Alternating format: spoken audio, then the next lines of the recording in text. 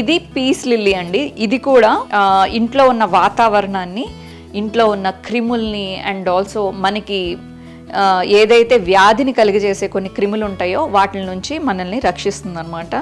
Piece లిల్లీకి ప్రపంచవ్యాప్తంగా చాలా పెద్ద ఎత్తున ఫ్యాన్స్ ఉన్నారండి.